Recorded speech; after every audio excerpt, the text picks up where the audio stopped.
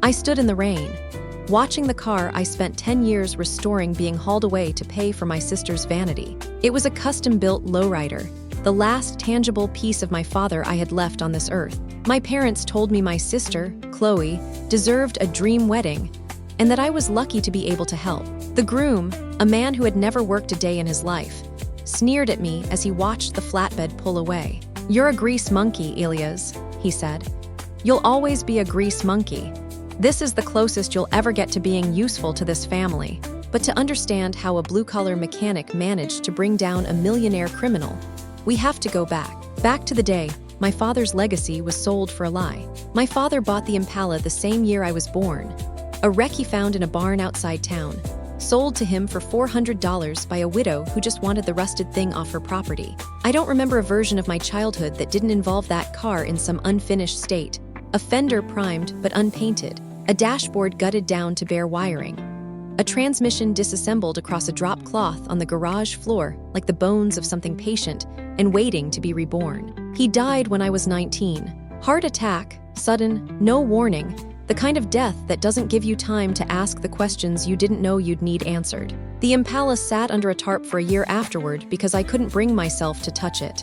Then, slowly, the way grief sometimes turns sideways into something almost like purpose, I started again where he'd left off. It took me 8 more years. Every paycheck from the shop where I worked as a mechanic went either toward rent or toward parts. A rebuilt 327 small block, hand-stitched leather upholstery I taught myself to sew from online tutorials at 2 in the morning. A hydraulic suspension kit I saved for an entire year to afford. By the time I finished it, the car wasn't a possession anymore.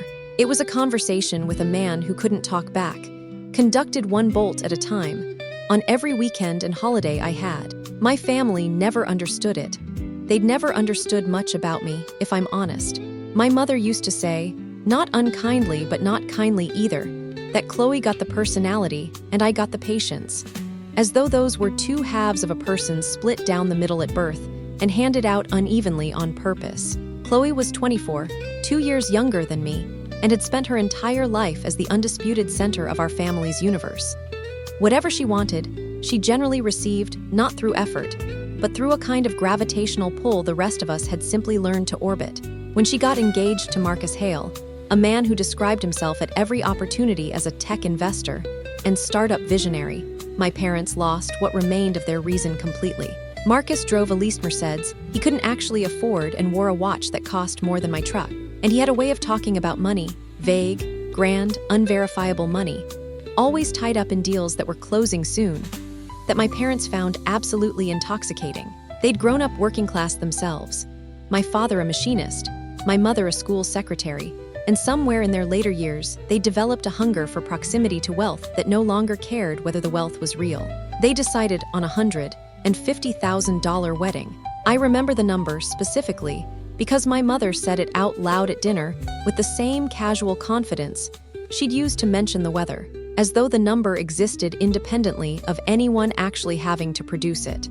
When the venue deposit came due and the math didn't work, they didn't ask their successful son-in-law for help.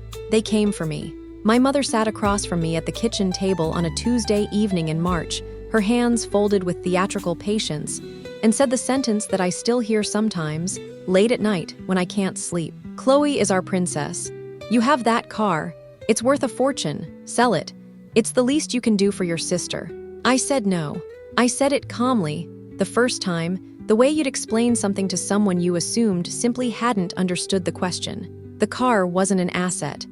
It was the only thing I had left of my father, the only proof that the 2 of us had built something together that outlasted him. It didn't matter. What followed was 3 weeks of a campaign so coordinated it felt less like a family disagreement and more like a siege. My mother cried on the phone, told me I was selfish, that I'd never cared about Chloe, that I was punishing her for being loved more than I'd ever been. My father, normally silent on most things, told me flatly that if I wasn't willing to contribute to my sister's happiness, maybe I should consider whether I belonged in this family at all. Chloe herself called twice, sobbing, telling me that if I really loved her, I wouldn't make her wedding about some old car. They threatened to cut me off. They threatened to tell every aunt, uncle, and family friend that I was the selfish brother who'd ruined his sister's wedding over sentiment. I want to be honest about something. I had spent my entire adult life being told, in 1,000 small ways, that my worth in that family was conditional, contingent on usefulness, and some exhausted, beaten-down part of me had simply absorbed it as fact. By the end of the 3rd week, I didn't have any fight left. I sold the car. I remember the morning. The transporter came for it more clearly than I remember almost anything else in my life. Gray sky, the kind of fine, cold rain that doesn't quite commit to being real weather. I stood in the driveway in a jacket that wasn't warm enough, watching 2 men I'd never met load my father's car onto a flatbed truck with the brisk, indifferent efficiency of people moving furniture. The buyer was a private collector, a name on a wire transfer, someone I never met and never would. $82,000, every cent of it handed directly to the wedding planner within 48 hours. Marcus showed up at the house that same afternoon, ostensibly to thank me, though what he actually wanted was to watch. He stood beside me in the driveway as the flatbed pulled away, his manicured hands tucked into the pockets of a jacket that cost more than I made in a month. And he smiled in a way that made my skin crawl even before he opened his mouth. "You're a grease monkey, Elias," he said, watching the taillights disappear down the street.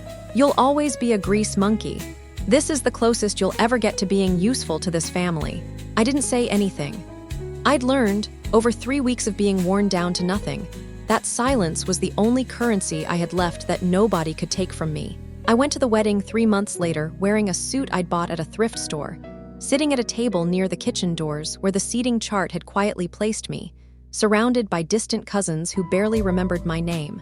I was invisible at my own sister's wedding, and somewhere in the haze of that humiliation, I understood, distantly, the way you understand a fact before you understand its weight, that invisibility might actually be useful. It was 3 days after the transporter took the car that I found out exactly how useful. I'd gotten a call from the trucking company, an apologetic clerk telling me they'd found a small item lodged behind the glove box panel during a routine inspection before delivery. Something easy to miss unless you were looking for it. A USB drive, black, unlabeled, wedged into a gap behind the dashboard wiring I'd rerouted myself 2 years earlier. I drove out to the truck depot that same evening and paid the driver $50 to dig it out of a lost and found box for me. Not even sure why I bothered. Just unwilling to let one more piece of that car slip away from me without a fight. I assumed, driving home with it sitting on my passenger seat, that it was something of mine. Old photos, maybe, or restoration notes I'd backed up years ago and forgotten about. It wasn't mine. I didn't recognize the file names the moment the drive's directory loaded on my laptop screen that night. A folder labeled with Marcus's company name. Spreadsheets. PDFs with bank logos I didn't recognize. I sat at my kitchen table at 11 o'clock at night, the rest of the house silent, and clicked open the first file. It wasn't business records. Not in any sense I understood the term. It was a list, investor names, dollar amounts, dates, alongside a second sheet of wire transfers, personal accounts, numbers far larger than anything a legitimate tech startup should have been moving in cash. I scrolled through page after page of it, my exhaustion burning away into something colder and far more awake, the rain still ticking faintly against the window behind me. I didn't understand yet exactly what I was looking at. But I understood, with absolute clarity, that I was looking at something Marcus had never intended anyone to see. And I understood, just as clearly, that I had no intention of looking away. I spent the next 2 weeks teaching myself things I'd never expected to need. Mechanics, it turns out, are better suited to this kind of work than people assume. You learn, fixing engines for a living, to trace a problem backward. A strange noise leads to a loose belt, leads to a worn pulley, leads to a bearing that's been failing silently for months before anyone noticed. Financial fraud, I discovered over several sleepless nights with that USB drive and a stack of library books on forensic accounting, works the same way. You just follow the noise back to its source. The files on the drive were a mess at first glance, the kind of disorganized sprawl that suggested Marcus either didn't expect anyone to ever look at them closely or didn't fully understand them himself. I cross-referenced names against public business registries, searched dollar amounts against dates, and slowly, painstakingly, a shape began to emerge from the noise. Marcus's company, Hellion Capital Partners, according to the letterhead, didn't appear to do anything. No product. No clients I could verify. No office beyond a rented co-working space downtown that he photographed constantly for social media and apparently visited maybe twice a month. What it had instead was a list of 41 investors, men and women who had wired a combined total of just under $4 million into accounts controlled by Marcus over the previous 18 months, each one believing they were buying early equity into the next great fintech disruptor. I didn't say a word to anyone. Not my parents, not Chloe, certainly not Marcus himself. I went to work at the shop during the day, fixed transmissions, and replaced brake pads with the same steady hands I always had, and came home every night to keep digging, the way you'd keep turning a wrench on a problem that refused to resolve itself in one sitting. The rehearsal dinner came 2 weeks before the wedding, held at a private room in one of the city's more expensive steakhouses, the kind of place where the menu doesn't list prices. I went because not going would have raised questions I wasn't ready to answer yet, and I sat, once again, at the edge of the room, watching.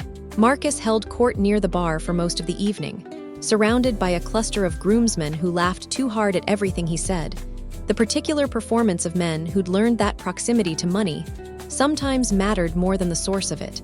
At one point, his phone rang, and he stepped just outside the private room's door to take the call, close enough that I could hear most of it from where I sat near the coat check. "No, listen," he was saying, his voice dropping into a register I hadn't heard him use before, something flatter and harder underneath the usual polish. "Tell Aldridge the Q3 returns are coming. The audit's just delayed because of the merger paperwork. He doesn't need to see the actual books, he just needs the statement. Send him the statement." A pause, then quieter, almost amused. "Because there is no merger, Greg. There's never been a merger, just send the statement." I stood very still by the coat check, my heart hammering in a way that had nothing to do with fear, and everything to do with the specific, electric clarity of watching a theory confirm itself in real time. There was no business. There was no merger. There were only new investors' money being used to manufacture the appearance of returns for older investors. The textbook architecture of a scheme I'd read about in 3 different library books over the previous 2 weeks. A Ponzi scheme, dressed up in a $30,000 watch and a leased Mercedes. Marcus came back inside a moment later, laughing, slapping a groomsman on the back, slipping the performance back on as easily as a jacket. I caught his eye briefly from across the room.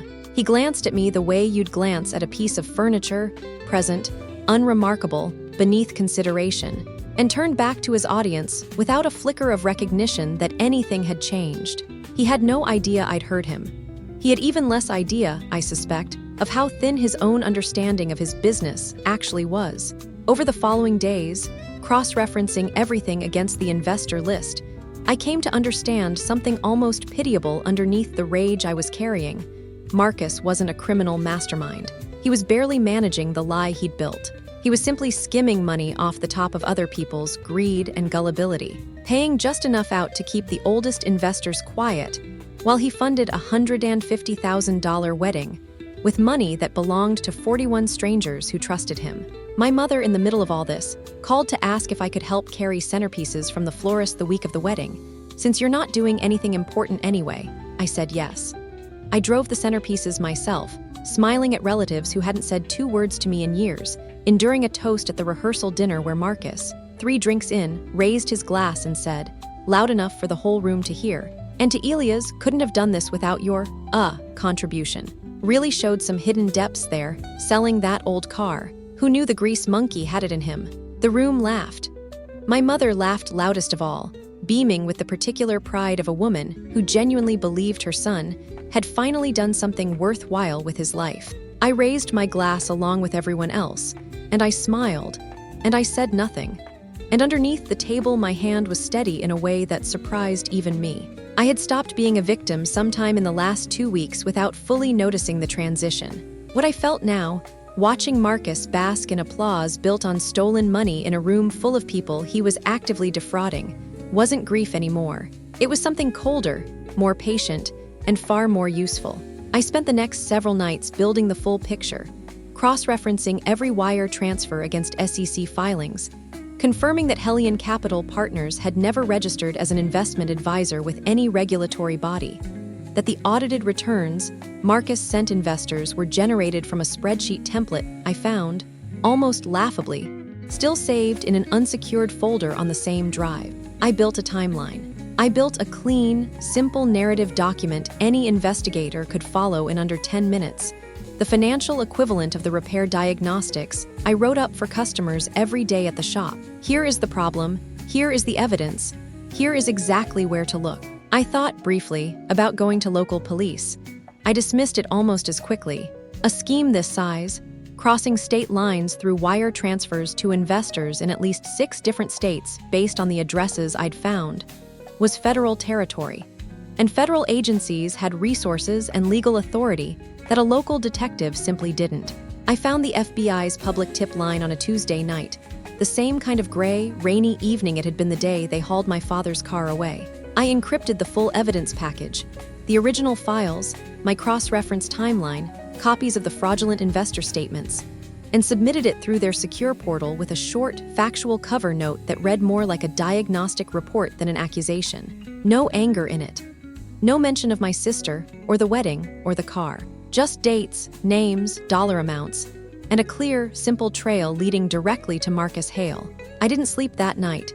I sat at my kitchen table long after submitting it, watching the little confirmation message on my screen, submission received, reference number generated, and felt something settle in my chest that I hadn't felt since before my father died. Not peace, exactly. Something closer to momentum.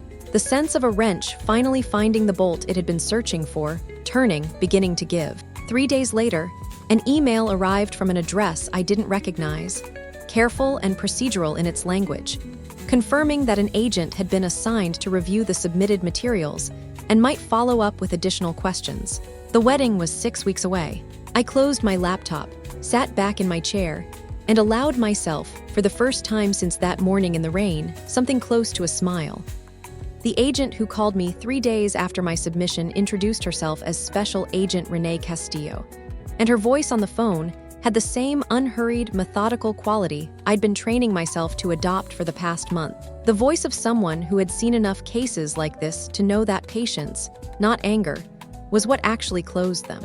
"This is a significant submission," she said, during that first call, sitting in my truck in the parking lot of the auto shop on my lunch break, my heart pounding despite how calm I kept my voice. "We've cross-referenced some of the names you provided against complaints we'd already received independently. You've saved us a considerable amount of time." I asked her carefully what happened next. She explained, in the kind of measured language designed to manage expectations, that federal investigations of this scale moved slowly by necessity: subpoenas for bank records, verification of investor identities, building a case airtight enough that a defense attorney couldn't unravel it on a technicality. She couldn't give me a timeline. She could only tell me that the investigation was active, and that my evidence had given them what she called a significant head start. I didn't tell her about the wedding. Not at first. I wasn't sure it mattered to the case, and some instinct told me it was safer to let the investigation move at its own pace rather than try to engineer a particular outcome. It was during our third call, 4 weeks later, that I finally mentioned it, almost as an afterthought, the kind of detail you offer at the end of a conversation because it feels relevant without being certain it is. "He's getting married in 2 weeks, I said. "The wedding's funded partly by money my family contributed. I just thought you should know." There was a pause on the line, the particular silence of someone recalculating in real time. 2 weeks, Castillo repeated. "Where's the ceremony?"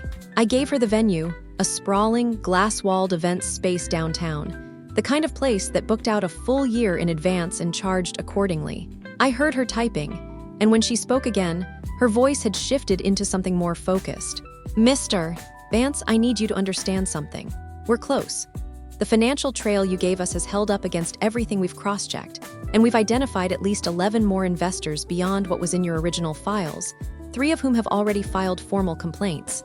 If the timing works in our favor, the wedding could actually be useful to us: large gathering, controlled environment, subject present and accounted for. But I need you to do exactly nothing differently than you've been doing. Don't change your behavior, don't tip anyone off, just live your life." Living my life, in the weeks that followed, meant continuing to play the role I'd been assigned since childhood, the quiet, useful brother who didn't ask for much and didn't cause trouble. My mother called twice that week to remind me I'd be expected to help unload floral arrangements the morning of the wedding, her tone making it clear this wasn't a request so much as an assignment. "You're good with your hands," she said, the same backhanded compliment she'd been giving me my entire life, treating my competence as a resource rather than a virtue. "It's the least you can do." I said yes. I said yes to everything that month, the same way I'd said yes to selling the car, except now the yes meant something entirely different. Every errand I ran for the wedding, every box I carried, every smile I offered Marcus across a dinner table where he continued to make small, casual jokes about grease monkeys and real jobs. I performed with the calm, hollow patience of a man who already knew exactly how the story ended. There was one night, about 10 days before the wedding, when I came dangerously close to losing that composure entirely. I'd driven past Marcus's rented office downtown on my way home from the shop, an old habit by then, half curiosity and half some need to keep tabs on the man whose downfall I was quietly engineering. A black SUV was parked outside that I didn't recognize, and through the glass storefront, I could see two men in suits I'd never seen before, standing close to Marcus's desk, gesturing at something on his laptop screen. For one cold, lurching second, I thought I'd been made that Marcus had somehow traced the leak back to me, that those men were his, sent to clean up a problem before it became a federal indictment. I sat in my truck across the street for almost 20 minutes, pulse hammering, watching through the window until the men finally left, climbing into the SUV and pulling away without ever glancing in my direction. I called Agent Castillo the next morning, my voice steadier than I felt, and described what I'd seen. She was quiet for a moment before answering. "Those weren't ours," she said. "Could be investors getting nervous, could be nothing. But I want you to stop driving past that office, Mr. Vance. You've done the hardest part. Let us do the rest now." I listened. It was the first time in my entire adult life that someone in a position of real authority had told me, plainly, that my work mattered enough to be protected. The final call came 4 days before the wedding. Castillo's voice, when she finally spoke, carried a controlled energy I hadn't heard from her before, the sound of months of patient work finally arriving at its conclusion. "We've traced the wedding budget," she said. "A significant portion of it, including funds your family contributed, was routed through Hellion Capital's operating account before being transferred to an offshore account Marcus controls personally. That's not just fraud against his investors anymore. That's a clear pattern of personal enrichment, which makes the case considerably stronger.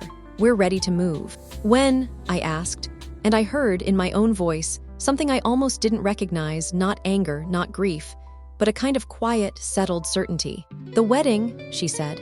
"We'll have agents stationed nearby. Once the ceremony concludes and the reception is underway, we'll execute. Large gathering works in our favor, minimizes the chance of him running, maximizes the chance we recover assets before anyone can move them. I need you there, behaving exactly as you normally would. Can you do that?" "I've had practice," I told her, and for the first time in months, I almost laughed. The morning of the wedding arrived clear and unreasonably bright, the kind of cloudless sky that felt almost insulting given what was coming. I unloaded floral arrangements as instructed, carried boxes of programs into the venue's grand glass-walled hall, nodded politely at relatives who asked, with the same casual cruelty as always, whether I'd finally got myself a real girlfriend or a real job. I wore the same thrift store suit I'd worn to the rehearsal dinner, freshly pressed, and I checked my phone exactly once that morning. A single text from an unknown number that read only, "In position." I tucked the phone back into my jacket pocket and walked through the venue's grand entrance, past a table draped in white linen, where a coordinator handed each guest a small printed card with their assigned seat. Mine placed me at table 18, near the kitchen doors, at the very back of the room. I looked at that card for a long moment, the same seat I'd always been given, the same place at the edge of every room my family had ever occupied. And for the first time in my life, standing there in a thrift store suit with a federal agent's text message still warm in my pocket, I understood that being placed at the back of the room had never once been a punishment. It had always been the perfect place to watch everything fall apart. The ceremony itself passed in a blur I barely registered. My attention split between the performance of watching my sister marry a man I'd spent 2 months quietly destroying, and the small, cold certainty sitting in my chest that none of this, the string quartet, the white orchids flown in from somewhere absurdly expensive, the 400 guests dabbing their eyes at vows funded by other people's stolen money, was going to matter in a few hours. Chloe looked beautiful. I want to be honest about that, even now. She walked down the aisle glowing with the particular, uncomplicated happiness of someone who had never once had to question whether the life being built around her was real. Marcus stood at the altar in a tuxedo that cost more than my truck, watching her approach with an expression I recognized by then as performance laid over performance. Charm stacked on top of charm, all the way down to whatever was actually underneath. I sat at table 18 during the reception, near the kitchen doors, exactly where I'd always been placed, watching the room glitter under string lights and chandeliers, while a 12-piece band played something bright and orchestral. My mother found a moment to lean down beside my chair, squeezing my shoulder with the kind of performative warmth she reserved for moments when other people were watching. "Doesn't Chloe look perfect?" she said. It wasn't a question. "She does," I said, and meant it, in the small, separate part of myself that still loved my sister even now. The toasts began around 8. Marcus's best man, a fellow groomsman from his college fraternity, delivered a long, glowing speech about Marcus's vision and hustle, about a man who'd built an empire from nothing through sheer brilliance and grit. The room applauded warmly. My mother wiped tears from her eyes. I checked the time on my phone, tucked discreetly below the table's edge, and felt my pulse settle into something slow and deliberate. Marcus stood to deliver his own remarks shortly after, champagne glass raised, the chandelier light catching the watch on his wrist that I now knew, from Castillo's last briefing, had been purchased with stolen investor funds 11 days before the engagement party. He thanked his parents. He thanked Chloe's parents. He made one more joke about Elias and his old car, and the room laughed, and I smiled along with everyone else, watching him bask in the warmth of an audience he had been quietly robbing for a year and a half. He was midway through a sentence about building a future together when the ballroom's main doors burst open. The band's music died first, the conductor's hand freezing mid-gesture as the first wave of agents moved through the entrance. Not the slow, procedural walk I'd half imagined, but fast, coordinated. A dozen agents in dark windbreakers stamped FBI across the back, fanning out through the room with the same controlled urgency I'd watched on the warehouse footage in another story entirely. Except this time, I was the one who'd built the trap. The silence that followed lasted maybe 2 full seconds before the screaming started. Confused, scattered, 400 guests in formal wear suddenly unsure whether to duck, run, or simply stare. I didn't move from my chair. I'd been told to behave exactly as I normally would. And what I normally did, at every family gathering for the last decade, was sit quietly at the back of the room and watch. Agent Castillo herself crossed the dance floor directly toward the head table, flanked by 2 other agents, her badge raised. "Marcus Hale," she said, her voice carrying clean and flat across the stunned silence of the ballroom. "You're under arrest for wire fraud, securities fraud, and money laundering." I watched the color drain from Marcus's face in real time, the champagne glass slipping from his fingers and shattering against the polished dance floor, the sound somehow louder than anything else in the room. He looked, for one suspended moment, exactly like a man trying to remember how to perform an emotion he'd never actually felt. Confusion, outrage, the wounded innocence he'd clearly intended to weaponize if this moment ever came. But his face simply couldn't find the right configuration fast enough. And what came through instead was raw, naked panic. "This is a mistake," he said, his voice climbing, as 2 agents stepped behind him and began reading him his rights, while a third produced handcuffs that caught the chandelier light the same way his watch had a moment earlier. "This is a complete misunderstanding. I have lawyers, I have. You have 41 defrauded investors and an offshore account with your name on it," Castillo said evenly, and the cuffs closed around his wrists with a small, metallic finality that seemed to echo through the entire silent ballroom. Chloe screamed. It wasn't a delicate sound, it tore out of her, raw and animal, as she lunged toward Marcus and was gently but firmly intercepted by one of the agents, her wedding dress pooling around her on the polished floor as her legs simply gave out beneath her. She sat there sobbing in white silk and crushed orchids, mascara streaking down a face that, 20 minutes earlier, had been radiant with the certainty of a perfect future. My parents stood frozen near the head table, my mother's hand pressed flat against her mouth, my father staring at the scene with the particular blankness of a man whose entire understanding of his own life had just been rewritten in front of 400 witnesses. Neither of them looked at me. I don't think either of them, in that moment, remembered I existed at all. Marcus twisted in the agent's grip as they began walking him toward the doors, his eyes scanning the room with rising desperation, searching for some ally, some explanation, some way to make this stop. And they landed, finally, on me. I was still sitting at table 18. I hadn't moved. Something passed across his face in that final second. Not quite recognition, not yet, just the first dawning shadow of a question he'd never thought to ask. How? Why? Who? I didn't answer it for him. I simply held his gaze, calm and unhurried, until the agents pulled him through the doors and out into the lobby, where I could already hear, faintly, the sound of investors, real ones, people who'd flown in for the wedding believing they were celebrating a partner's good fortune, beginning to ask questions of their own. The ballroom dissolved into chaos in the minutes that followed. Guests clustered in stunned, whispering knots. Someone's phone was already recording. Chloe remained on the floor, inconsolable, surrounded by bridesmaids who didn't seem to know whether to comfort her or quietly back away from a scandal that was clearly about to swallow everyone associated with it. I stood up from table 18, straightened my thrift store jacket, and walked toward the open bar one last time, where a stunned bartender was still standing at his post, apparently unsure whether the event was actually canceled. "Whiskey neat," I said. He poured it with shaking hands.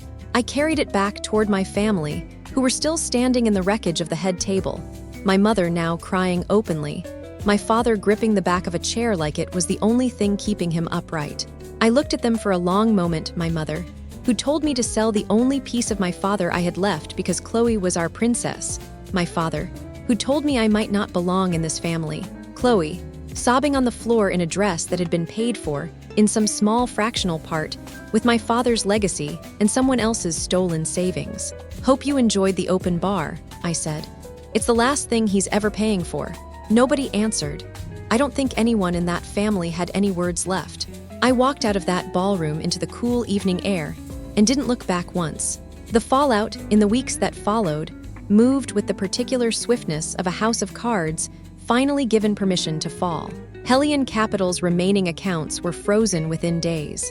The 41 investors I'd identified turned out to be 53 by the time the full audit concluded, with combined losses exceeding $6 million. Marcus pleaded guilty 8 months later rather than risk trial, accepting a sentence of 11 years in federal prison. Chloe's marriage was annulled before it ever technically began. My parents, who had co-signed several loans against their own house to help cover wedding costs they assumed would be repaid by their wealthy new son-in-law, were forced to sell the home I'd grown up in within the year to settle the resulting debt. I heard about it secondhand, through a cousin, months after it happened. Nobody in my immediate family had called to tell me themselves. I didn't reach out either. Agent Castillo called me herself, 3 months after the raid, to inform me that as the original whistleblower, I qualified for a reward under federal securities law, a percentage of the recovered assets, calculated and finalized after the case concluded. The number, when it finally landed in my account, was larger than I'd ever expected to see in my life. I didn't spend it on anything extravagant. I found a 1969 Camaro 2 states over, a rust-eaten shell with a cracked dash and a transmission that needed a full rebuild. Not my father's car, never that, nothing ever would be, but something of my own. Something I could build with my own hands, on my own terms, owing nothing to anyone. I stood in the rain, once, watching the car I spent 10 years restoring being hauled away to pay for my sister's vanity. I walked out of the wreckage of their lives, owning the only thing that ever mattered, the truth. And in my own garage, under my own roof, a different engine was finally beginning to come back to life.